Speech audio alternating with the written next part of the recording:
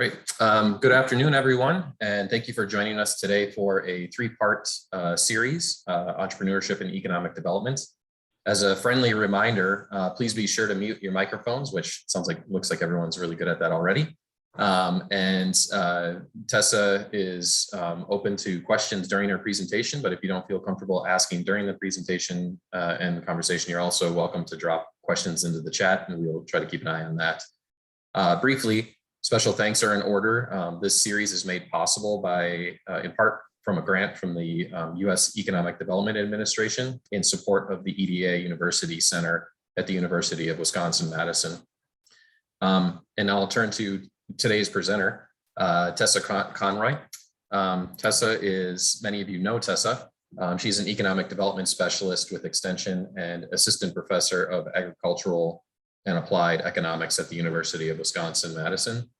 Her research, among other things, focuses on small business dynamics as a key component of local economic growth, including the factors that drive entrepreneurship and business survival. So with that, Dr. Conroy will discuss entrepreneurship and economic development. So Tessa, the floor is yours. Thanks, Brandon. I owe a special thank you to Brandon for encouraging me to do this and for managing all the logistics. So thank you, Brandon, for bringing us together, and good morning or good afternoon now, I guess, to everybody else out there. I just want to invite you, if you want to put your name in the chat and your organization or who you're representing today, just so I have a little bit of a sense of who is in the audience with us.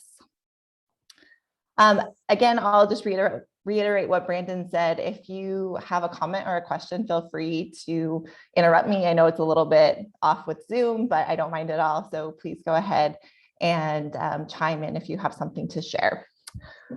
So I called this session Entrepreneurship 101. I have in mind economic development professionals, colleagues in Extension, anybody who is thinking about entrepreneurship as an economic development strategy. And this is just a chance for me to share what I've been learning with partners, and get some reactions from all of you. Today with part one, I like to start with why. So what I had in mind for today is, why would we even focus on an entrepreneurial strategy? What are the merits of pursuing entrepreneurship in our communities? Next time for part two, next Wednesday, I have in mind the what. So what is the lay of the land in terms of entrepreneurship? So we'd be looking at some data, looking at trends. In particular, I'm interested in comparing trends for women and people of color, what's happening in rural settings as well. And then with the third session, so why, what, and then so what? So what can we do about it? How might it look to pursue an entrepreneurship strategy within a community? So that's the bigger picture. And so I'll go ahead and get started for today.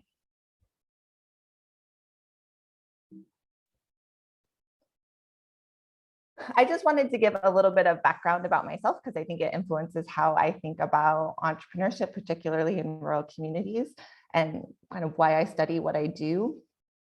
So on the left-hand side is a picture of downtown Goldendale, Washington. That's where I grew up.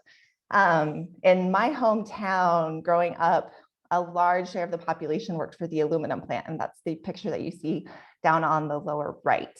That aluminum plant closed when I was in junior high, and it's really been a struggle ever since. So it's a story that I think a lot of towns and communities can relate to in Wisconsin and elsewhere, to be reliant on a particular industry, lose a major employer, and then how does a community go about reinventing itself and getting back on its feet after a major economic loss?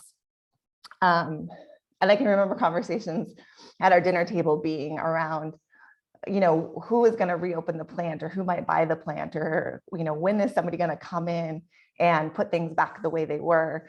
And nothing ever did.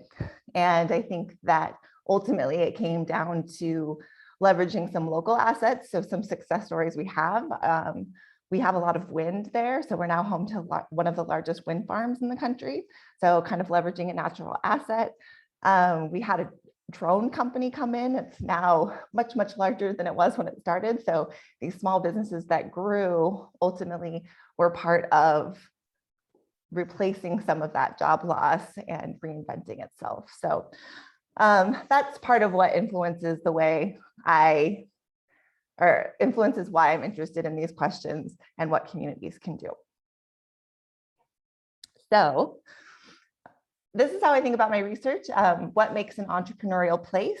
So what makes Silicon Valley different from Appalachia, different from Wisconsin, different from New York, different from Colorado? I came here from Colorado, which is, generally speaking, along most metrics, a pretty entrepreneurial place. So what makes Wisconsin different from there? And there are several answers to that question, and I'll get into that during our time together. I think of the bigger question as having two parts. So what makes an entrepreneurial place? So how do communities shape local entrepreneurship? So how do the features of a region feed into the entrepreneurial outcomes and make a place more or less entrepreneurial? And then how do entrepreneurs shape community economic outcomes? What is their contribution to job creation, to income growth, to poverty alleviation, and questions like that? Within this sort of umbrella, I'm particularly interested in women entrepreneurs, rural entrepreneurs, and people of color. So entrepreneurs that maybe we could call marginalized, depending on the definition, that are maybe harder to measure because the data is not there. These are some of the groups that I'm really interested in understanding, and you'll see that, I think, throughout the presentation.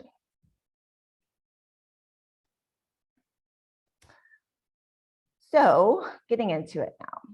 Why entrepreneurship? So I think a couple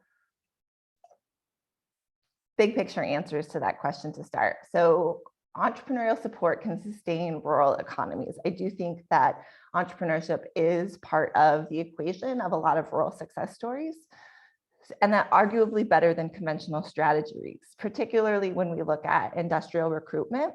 I'll show you a graph in the next slide, but industrial recruitment can be quite expensive, and it's difficult for rural communities to be competitive in that space.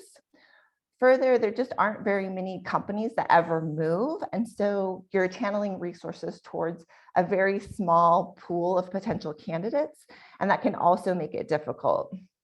We also see that when firms move, they can be relatively footloose. So one might decide to move in, but might ultimately decide to move out. And so whatever economic gains there were are fairly fleeting.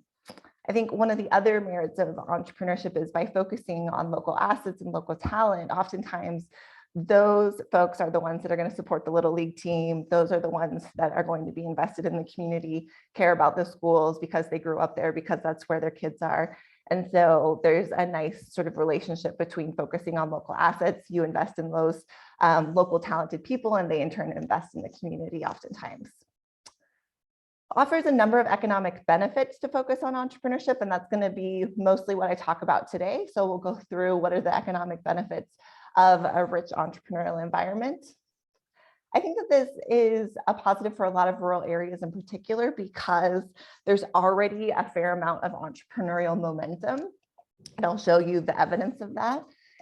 And I think one of the things that defines highly entrepreneurial regions is network strength. So for example, when we think about how Wisconsin is different from Colorado, it's true that we have a different industrial composition, more manufacturing, for example. It's true that we have less of an influx of people from other places, whether it be other states or other countries. More people in Wisconsin were born here. So a number of different answers to that question that we might think of as shaping entrepreneurial outcomes, but more and more the research is pointing to network strength, relationships, peer-to-peer learning, the cultural perceptions of entrepreneurship, how we respond to risk-taking, failure, experimentation. And I think rural areas often have very strong networks, often have very strong social capital that can be leveraged to support entrepreneurship in an effective way.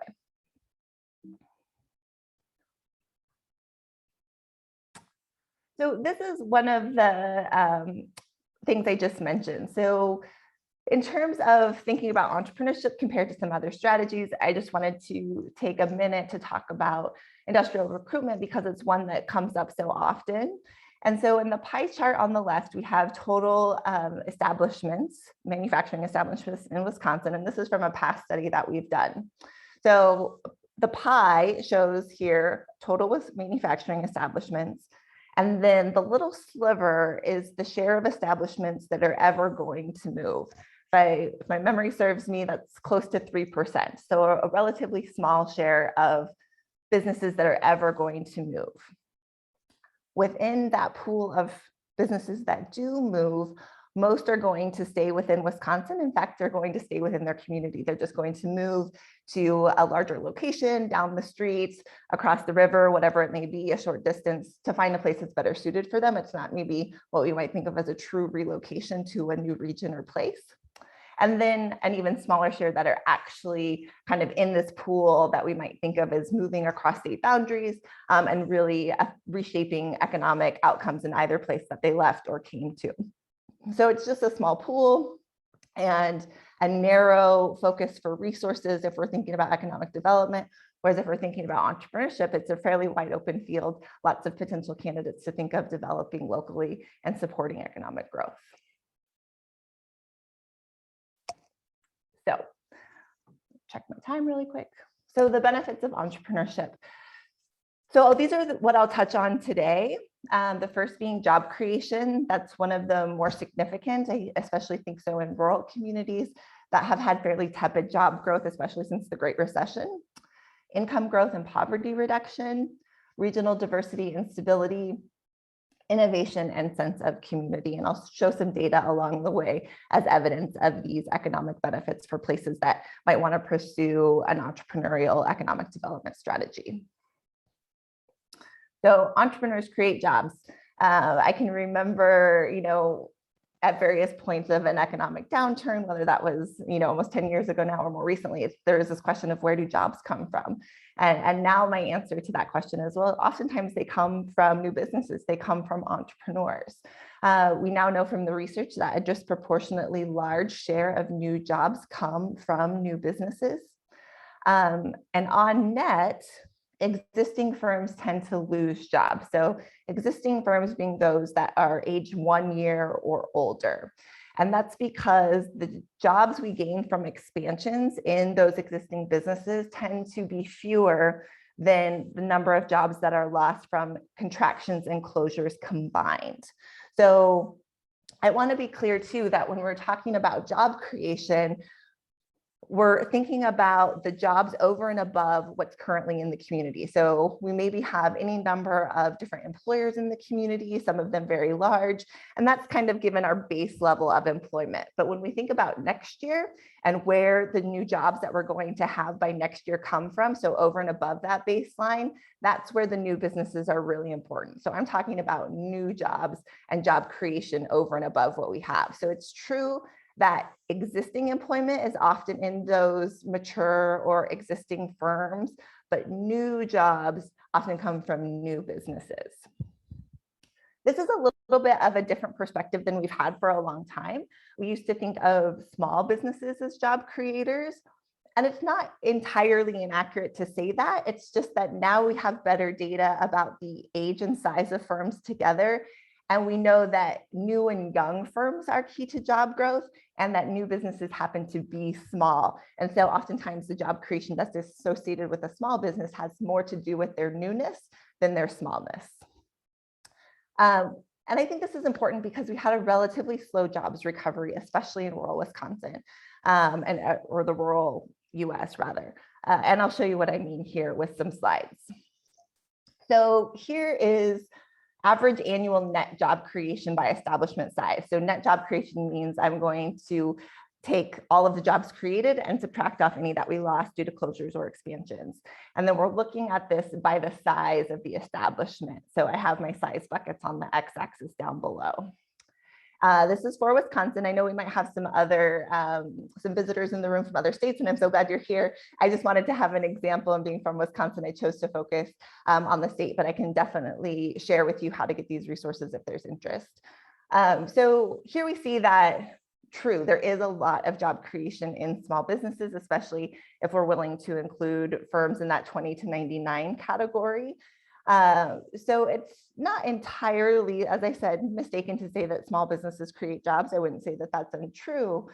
But when we look at what's happening by age, to me, this is more compelling. So here we have average annual net job creation by firm age. So across the bottom are age 0, and then various size buckets, 1 to 5, 6 to 10, and on up. And then net job creation. So again, I'm taking jobs created less any that were lost. And what we see is in the mature categories, age 1 and above, we generally have net losses.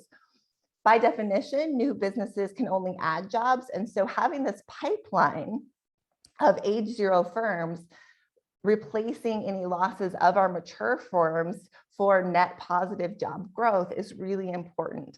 So this is a 20-year period that we're looking at. So what this suggests is that if not for new businesses in Wisconsin, and this tends to be true no matter which state I look at, if not for new businesses, we would not have had net positive job growth during this 20-year period. So really important here to highlight, make this connection between, I think, economic recovery and job creation from new businesses. So here we're looking at the employment growth index for metro and non-metro, or in other words, rural Wisconsin. So right before the Great Recession, 2007, 2008 is sort of our baseline level.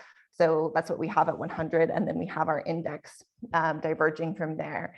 And we see that for rural Wisconsin, even getting into 2019, a lot of rural areas were just getting back to pre-Great Recession employment levels, and even still not quite there perhaps, whereas Metro had more than recovered, and by 2020, in fact, fully recovered from the Great Recession many years prior to when rural areas did. And so I can't help but think that new business activity is part of understanding this discrepancy in this equation. So here's another way to think about it. So this is the number of new businesses in Wisconsin each year. I don't have this yet for the more recent time period, which I'd love to get my hands on, but just isn't there yet.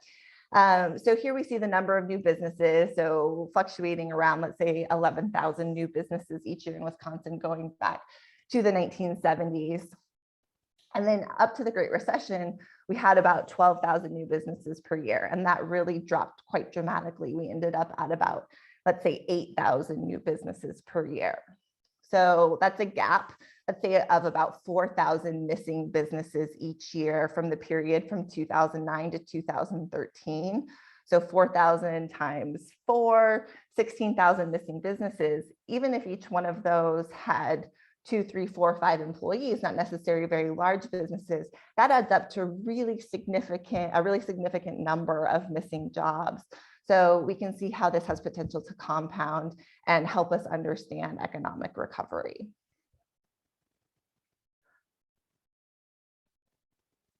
Right, I just wanted to keep my eye on the chat. It looks like I can keep talking, so I'll keep going. So income growth and poverty reduction. So here's another benefit that I wanted to highlight about entrepreneurship that we know from the research from the literature. So we know that countries, so I'm going to start kind of at the big macro level. So countries with more entrepreneurship have higher GDP. So GDP just being a way to measure total income. So even at the country level, we see that more entrepreneurial countries tend to be richer countries as well. And then if we look within countries at regional results, so taking it down to smaller units of geography, that we still see the benefits of entrepreneurship, that across rural and urban geographies, we see income growth associated with more entrepreneurship. What's unique to rural areas, though, is the poverty reduction, which I find an interesting result. So in a place like Appalachia, for example, even in this place that seemingly sort of lacks the maybe infrastructure to benefit from entrepreneurship, even there, we're seeing benefits like poverty reduction from more entrepreneurship.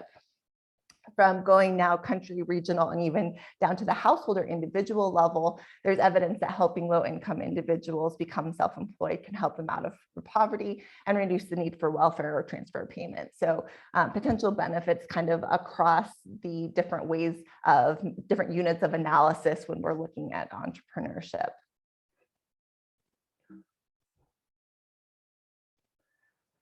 So here's another benefit, so productivity growth. This is a fairly recent research, and I cited it down at the bottom for those that want to take a closer look. But basically, the research is pointing to now that young firms are responsible for the large majority of productivity growth. So productivity growth maybe being eventually linked to higher wages and things like that. We would want to see this hopefully, across all age groups, and we might even think of more mature firms who are more established doing more R&D. Some of us might be inclined to think of like those as the likely sources of productivity advancement, but actually this research is showing that it's really the young firms. So on the x-axis, we have firm age 0 to 5, and that's where contributions to productivity growth are really high. And I think that this is important too, because these young, highly productive firms are potentially putting pressure on older firms. So there is this competitive benefit potentially as well. So if we think about becoming more productive, we think about having firms advancing, offering, getting more done, offering new products and services. I think thinking about young firms as their value added here is also important. And this might also help us understand why entrepreneurship would be linked to the sort of macro benefits I just showed before in terms of income growth and poverty alleviation. A local sense of community is another benefit of entrepreneurship that I really like to talk about. It's a little bit softer and squishier than some of the other research findings, but I think that this rings true in a lot of rooms that I've been in across Wisconsin, that small businesses are part of local identity, that they create and support local amenities. So when we think of the Wisconsin Dells or going to Door County and our experience in these sort of high natural amenity settings, so much of the way we think about those places are the experiences we have at the businesses that are there. So whatever kind of recreation we enjoy, or the favorite restaurant or place to stay. I was recently in Hood River, Oregon, and they have all this windsurfing and so many places you can sit and watch the windsurfers.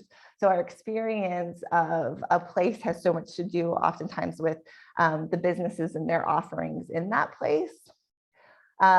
Businesses often provide specialty services that help create a local identity.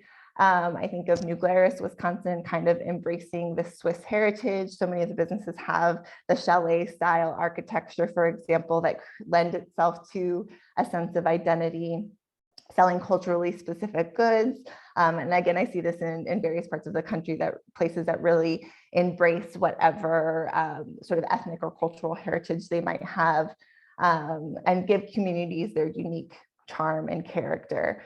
So I think that oftentimes, again, we come to think of places based on the industry or businesses that are there. Even big places like Detroit, we might associate that place with automakers, for example. I lived in Fort Collins, Colorado, and I associate Fort Collins, Colorado with breweries and sort of the beer scene. So in all these different contexts, our memories and the way we identify with a place has to do with the businesses and industries that are there.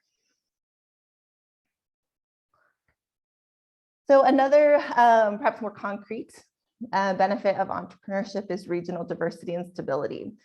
So over time, some businesses will close and others will do quite well. And I think that if we go back to the story that I shared at the beginning about my hometown and being really reliant on a particular industry, in my case, aluminum, but in other stories, it might be timber or paper or automaking, that when we're heavily reliant on any given industry, when that industry goes down, it might take a lot of the town with it. It has kind of a ripple effect that can lead to increased instability. But when we develop a diverse portfolio of industries, so kind of a portfolio theory approach to economic development, when one industry is doing quite well, that might help offset the downturn in a different industry. So we don't have that exacerbating effect across an area. And I think entrepreneurship feeds into a diversity approach, because it's not about picking a industry as our favorite. It's not about supporting businesses in any one sector. It's about fostering talent across the economy of different types of people, of different types of businesses. And with that comes often industrial diversity. So relying on one region, or excuse me, on one industry can leave a region vulnerable. and diversity is key to creating stable local economies. I think Steve Deller is on the call today, and this goes back to a lot of his research showing the connections between industrial diversity and stability.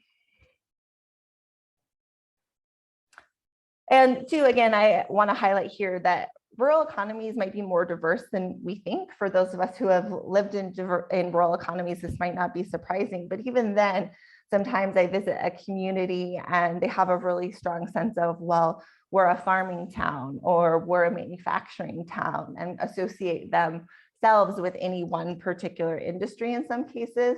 And this is just meant to serve as a reminder that rural, much like urban, are pretty diverse. We have, I'm showing it by sources of earnings, but here we have, in rural Wisconsin versus urban, activity clear across the various sectors. It's true that agriculture and mining is quite a bit larger in rural settings, but even then it's a relatively small component of the economy based on earnings compared to, say, the public sector, manufacturing, education, health, and other services.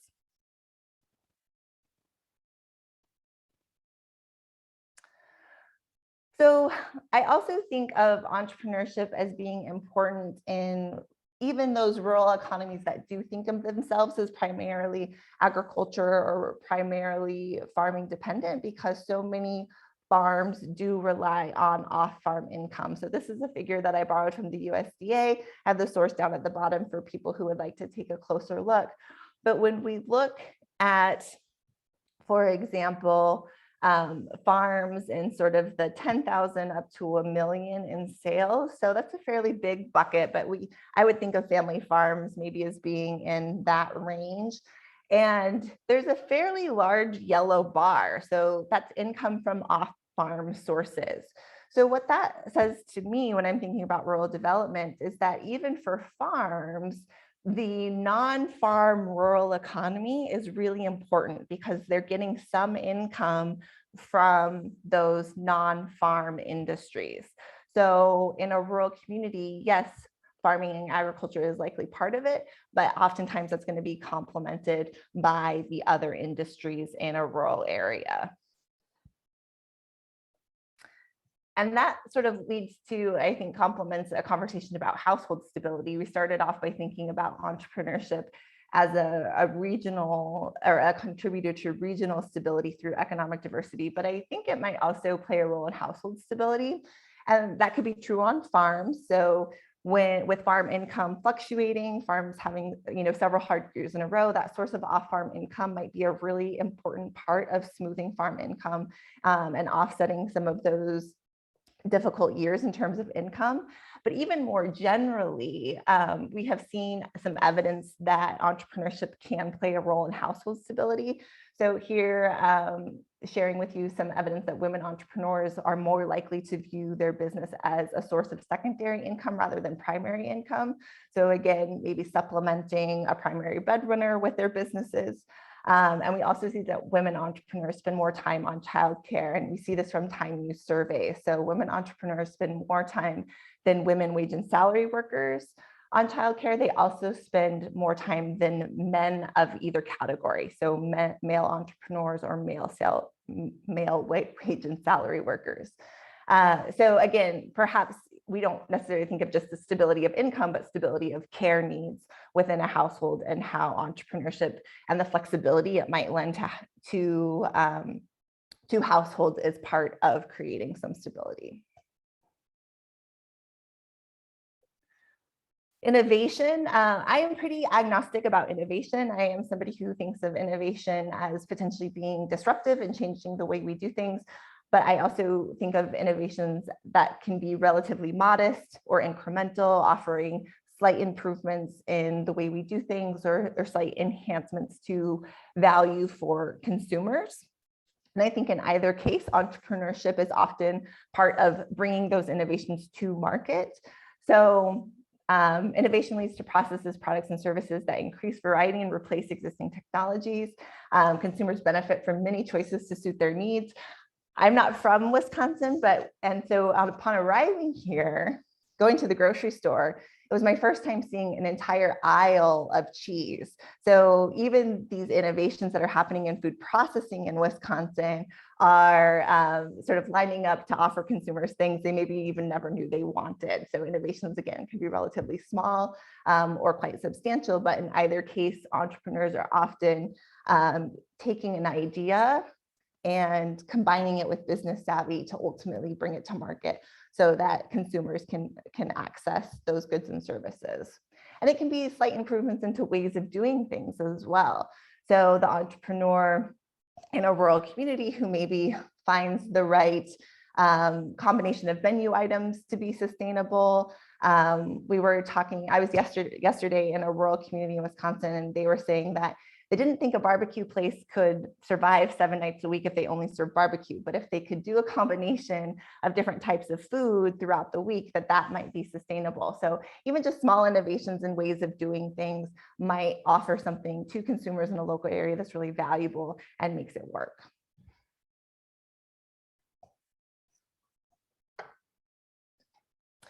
So those are the benefits of entrepreneurship that I'll be sharing with you today. So try to sum them up. We talked about job creation, the importance of young firms. We talked about income growth and poverty alleviation.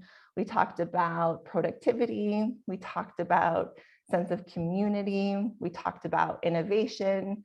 So we have all of these potential economic benefits of pursuing an entrepreneurial strategy. So where are we in terms of entrepreneurial activity? So I would say this is typically the most common indicator I see for a measure of entrepreneurship or entrepreneurial activity, and this is the establishment birth rate per 1,000 employees. So it's kind of a weird term, establishment birth rate, but it just means startup activity. So this is entry of new establishments given the 1,000 employees. So the way I think about this is sort of given 1,000 people who are trying to make a living, how many of them might start a business? And this is a rough proxy for that. And what you see is quite a bit of fluctuation. We're here just looking at just under a 20-year period since 2000. And we see that Wisconsin generally sits below but follows the national trend. But still, we've been on a downward decline for 20 years. And if I were to go back even further into the 90s or into the 80s, you would see that the downward trend only extends further back. So with the potential for all of these economic benefits, this downward trend is relatively concerning to me and something that I think we might want to focus on in terms of economic development.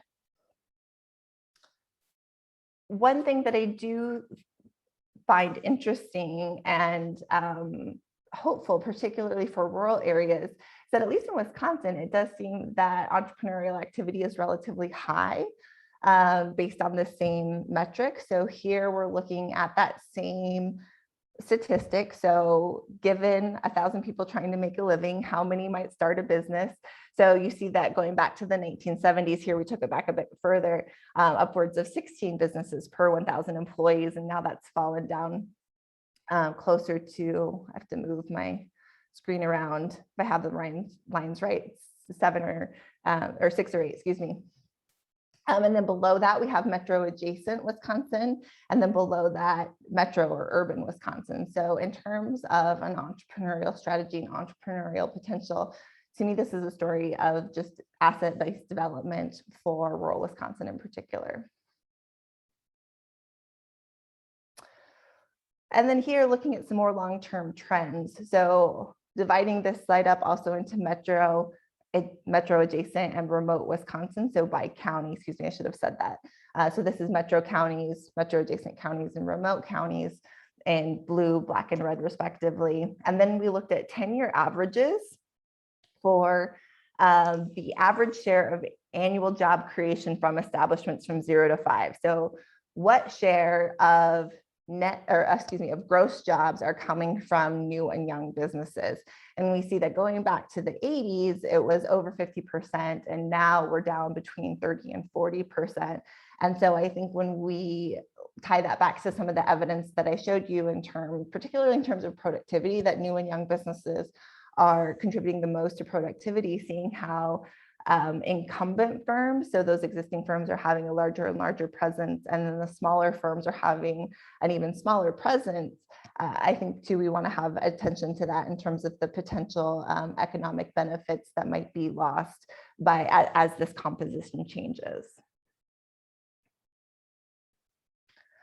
So a couple of closing thoughts on entrepreneurship as an economic development strategy. I do think entrepreneurship has potential to be an asset-based and equitable economic development strategy. So again, my lens on studying entrepreneurship is often to focus on rural. And I think it's a positive story for rural economies in particular, because we see high rates of proprietorship. So proprietorship just being sort of a particular way of measuring entrepreneurship, sort of a legal definition, and high rates of survival.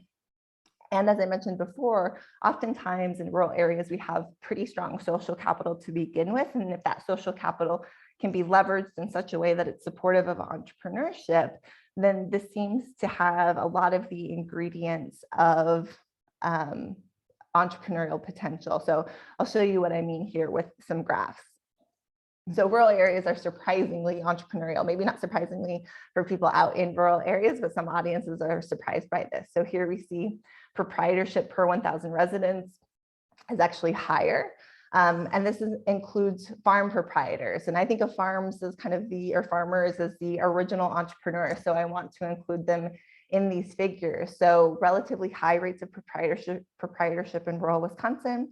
And we also see slightly higher business survival rates, 5-year survival rates. So we think of the first 5 years of a business, some might call it the valley of death. We just lose a lot of firms during those early years. And actually in rural areas, it might seem like a small, but it is a statistically significant difference between rural and urban survival rates. And it's come up in some audiences of, well, couldn't this just be because rural areas don't have as much competition, and so those businesses are able to survive longer?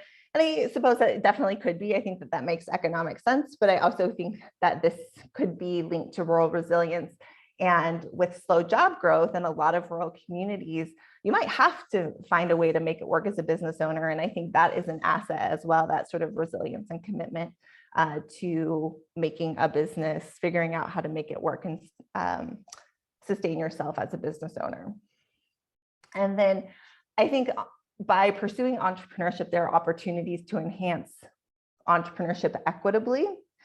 So, I talked about this is less about picking a favorite industry. So for example, by focusing on manufacturing, which a lot of communities might decide is the right path for them.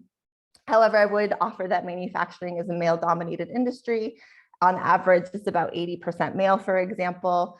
And so instead of focusing on any one industry and how that may disproportionately benefit one group, I think there are opportunities through entrepreneurship to support a lot of different demographics and types of people.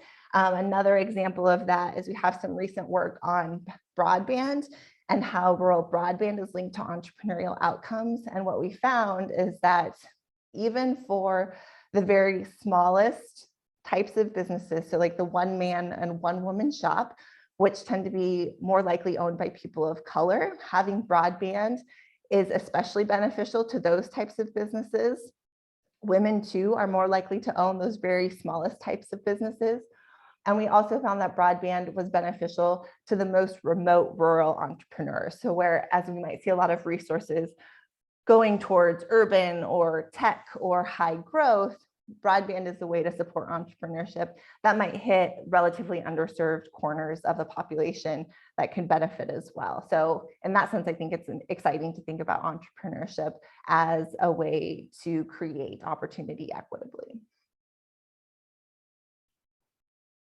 So I have a few minutes here. So if you don't mind, this is just a plug for a program that I've developed with some colleagues at the University of Missouri and then here in Wisconsin. I think Diana and Mia are on the call and I want to acknowledge them as co-authors of this program. But in terms of thinking about rural entrepreneurship and leveraging that social capital, Homegrown is trying to do that. So this is a program for key community members to strengthen the entrepreneurial network. So I think of this as an entrepreneurial support program that's not actually for entrepreneurs, that this is about activating the community network so that when somebody says, hey, I have this idea, the community is equipped and inclined towards a reaction that is, how can I help? I'd love to see you be successful, rather than maybe, ooh, that sounds risky, or, so-and-so tried that, it didn't work so well. So this is about changing the tide of support,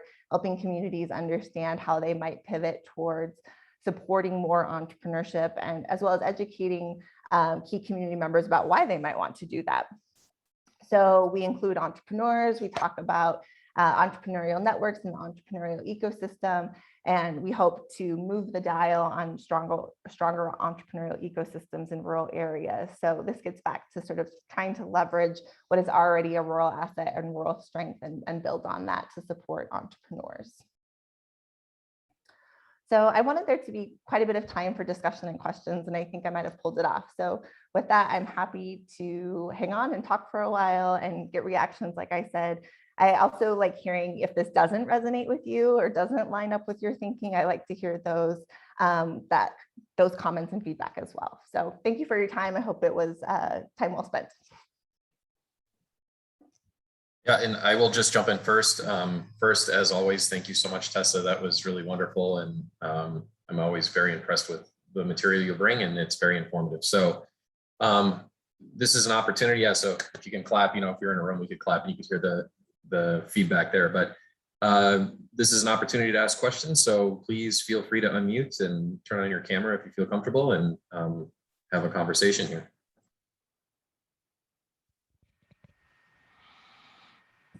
I'll start off. This is Steve Diller here. Tessa, why do you think that, first of all, very impressive presentation, very good job. Why do you think recruitment remains so popular when all the evidence kind of points to we should be spending our time worrying about new business formation and existing businesses? Yeah, I think there are several potential explanations. So I'll offer two, and I'm curious if others in the room have insight as well. So one of them being that I think that supporting one business moving in that has 100 employees is much more visible and splashy than it is to have 50 businesses of 2 people each. That's just not maybe as exciting, not as visible. So in terms of creating the political will for support around economic development, I can see where the more visible, the more splashy, the 100 jobs figure is easier to build momentum behind than it is to say, well, we're going to support a lot of little guys. I think a second potential factor could be the high rate of failure among startups. So as I mentioned, those first 5 years being really difficult. And I think in some conversations, it can come out along the lines of, well, why would we support all of these new businesses if half of them aren't going to be here in 5 years? And I'm certainly sensitive to that argument, but I think there's some exciting research coming out that provides a pretty good answer to that question. And that is that more than startup activity alone, it's really the dynamism that matters, that contributes to growth. So when we have dynamic economies where lots of businesses are opening and they're putting competitive pressure on the existing businesses, and then some businesses are going to close, I don't mean to diminish the loss of any one closure, but the places that tend to be really entrepreneurial also tend to have a lot of failure, and nobody really talks about that. So a lot of startup activity tends to come with a lot of failure. And over time, though, those economies are the ones that tend to do the best. So I would say that a high rate of failure, so long as it comes with this dynamic, highly entrepreneurial kind of startup driven economy, that those two things go together, and that over the long run, you're going to see growth. And so to kind of take it as part of an entrepreneurial strategy rather than view it as a reason not to pursue one. Did anybody else have thoughts on this of kind of why it might be hard to build momentum around entrepreneurship versus some of the other strategies out there?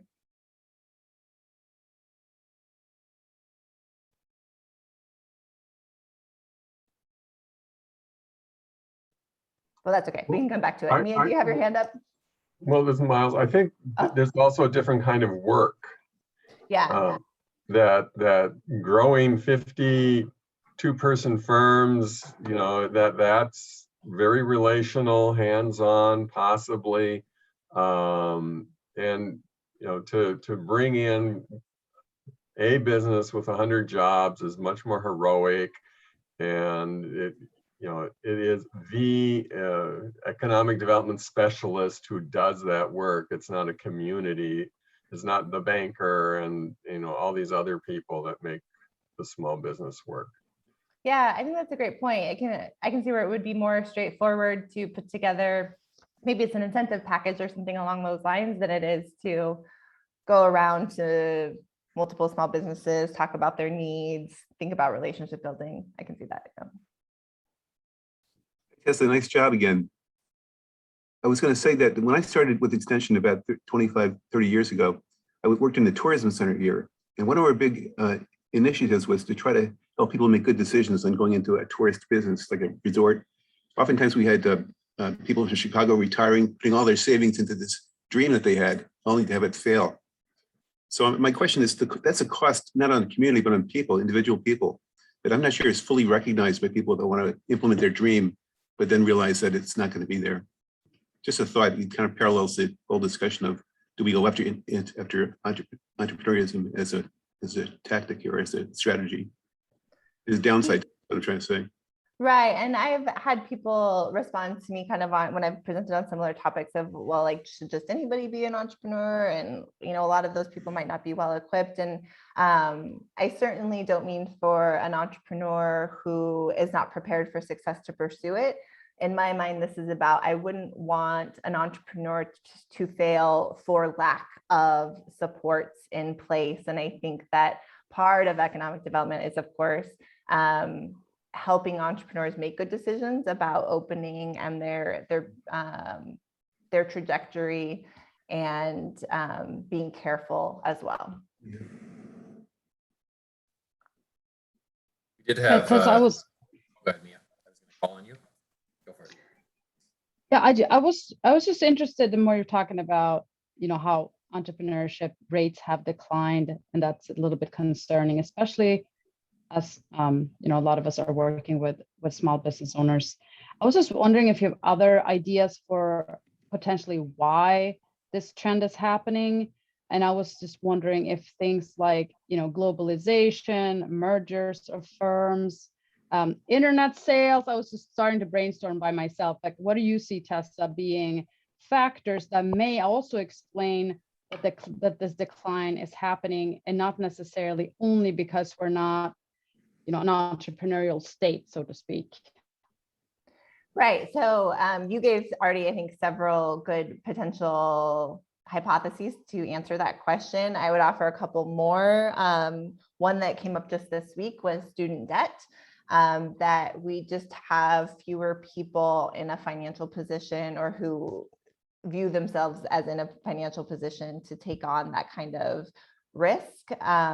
Speaking of risk, another explanation that has come up is that for the generation of people who are maybe in their 30s and 40s right now, who experienced the Great Recession, the pandemic, and maybe even before that, the dot-com bubble, that perceive more instability in the economy. And so they are a more risk-averse generation than in the past. And I don't know if that's true or not, but it was sort of an interesting idea to hear shared with me about why people might not be pursuing entrepreneurship. So those are two more answers, in addition to, I think, the pressure of being online. But that's interesting to me as well, too, because as much as there are additional pressures from online retailers, I can also see where online avenues have created even more opportunities for entrepreneurship as well. Any others in the room? Any other ideas?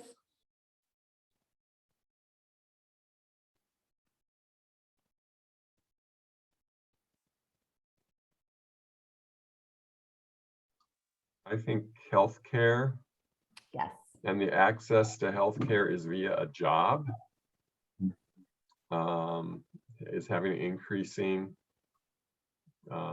dampening effect on people striking out on their own, unless there's a spouse that has family access to medical coverage. Right. And that actually, thank you for bringing that up, Miles, actually has shown up in the research that having a spouse or partner through whom you can get medical insurance is this huge barrier that is relaxed and can encourage people to pursue entrepreneurship. So yeah, I agree with that.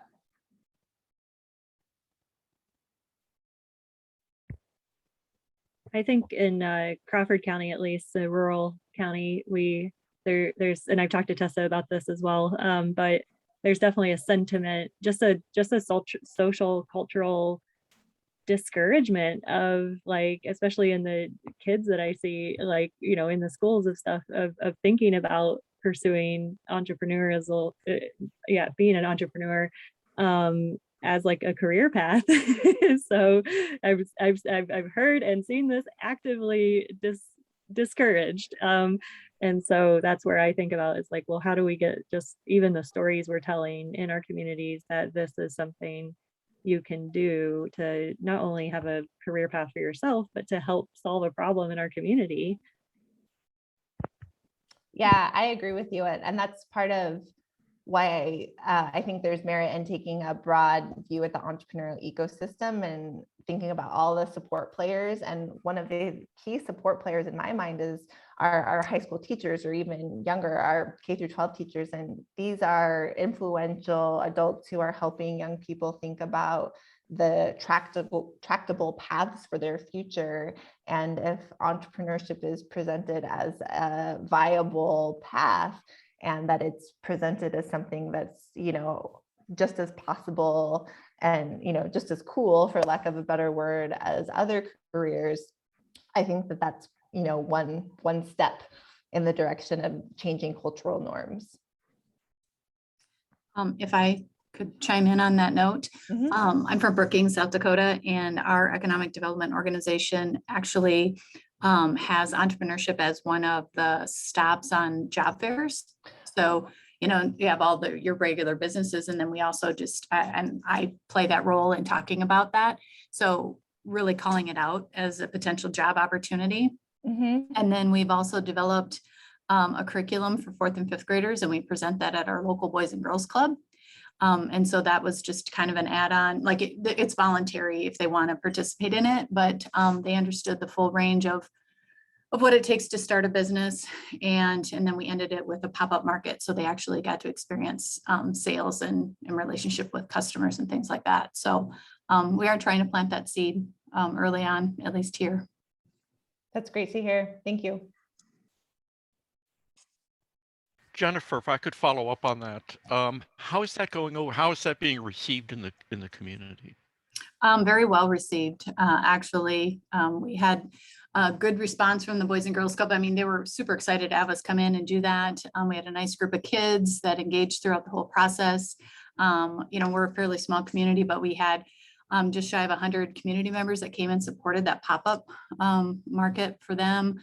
We also do an event during our Crazy Days in the summer for kids to do a pop-up as well on that. And then the job fair was, you know, reasonably attended. It's kind of a new thought to think of entrepreneurship as a career path. And so wasn't as busy as some of the other spots, but it's a start. We need to just start planting that seed. Great, thank you. I see a question in the chat that I can take a swing at. It asks, if I were to teach Entrepreneurship 101 at UW-Madison, would I encourage students to become entrepreneurs given the pandemic situation and recent trends that I shared from the presentation? And I had to mold this over a little bit. And I think that, you know, if if somebody wants to become an entrepreneur, sort of who am I to discourage them? I think my role would be to, maybe much like I did today, sort of highlight the opportunities to give back to their community if that's something that's of value to them. And if they do want to become an entrepreneur, make them alert to some of the challenges that I've learned about as a researcher. So for example, we know that typically the reason entrepreneurs fail is because they're undercapitalized. So helping entrepreneurs think through some of those challenges so they are poised for success rather than, headed for some of these pitfalls. And I would say too, even this idea that, we can protect entrepreneurs from failure might be a little bit problematic. I hear anecdotally in Silicon Valley, you're not even taken seriously as an entrepreneur until you failed 3 or 4 times. So encouraging people to learn from mistakes, their own as well as others. I think learning what not to do is as important as learning what to do. But for the person out there who is on that path and that's what they want, I like to think that I could be supportive and share what I've learned to hopefully benefit their path as an entrepreneur. Yes. And network. Yes. It's not what you know, it's who you know. Right. Just yesterday we were saying, we think of entrepreneurship oftentimes as this sort of going it alone and this really independent activity. And it is, I don't mean to take away from how hard it is for those individuals to strike out on their own. At the same time, you will really rely on relationship, that you'll be developing strategic partnerships. And even within, oftentimes entrepreneurs are so close to their family and it's who they go to for problem solving and it's who they go to for resources. So the people around you and the more people that you can bring into your circle as supportive of your process, absolutely. I think that that's part of having that strong ecosystem, that strong network around you. So one question for you. Do you think that over time, this trend decline in entrepreneurship is a result of the way people work today? I mean, people don't jump into an entrepreneurship job for, it's a single job. They have multiple employment sources and they have maybe daycare 1 year. Maybe they're doing something else, some kind of job, as opposed to a pure entrepreneurial effort. Is that confusing the numbers a little bit? You make a great point and something I should have highlighted. So thank you for this opportunity to correct myself and bring up, I think, the issue you're raising. So the statistics that I'm using are largely looking at employer businesses. So I'm looking at the birth of an establishment with paid employees. And the reason I'm doing that is because that's what's available. That's what the data we can get includes. So we don't know a lot about the startup activity of the one man and one woman shop without any paid employees. And so I've been suspicious that the sort of decline in the birth rate of employer establishments is actually being offset by an increase in the types of establishments, maybe Bill, that you're describing, is that we have more sort of individuals who are doing gig work or contract work. So entrepreneurial activity looks a little different now than it did maybe 30 years ago. And we just haven't caught up with how we're measuring it and how we're keeping track. So we are 1 minute to the end of the hour. And so this is probably a good stopping point. There was a question from Cole out of University of Wyoming. So you can scroll up there on the chat, but he was asking about getting access to the data. So I can give that to you. Again, thank you so much, Tessa. And thank you everyone who joined us today. Please look forward to joining us again next week on Wednesday at the same time. We'll send out some reminders and I look forward to continuing the conversation. And I hope you have a wonderful day. Thanks, everybody. Good to see you.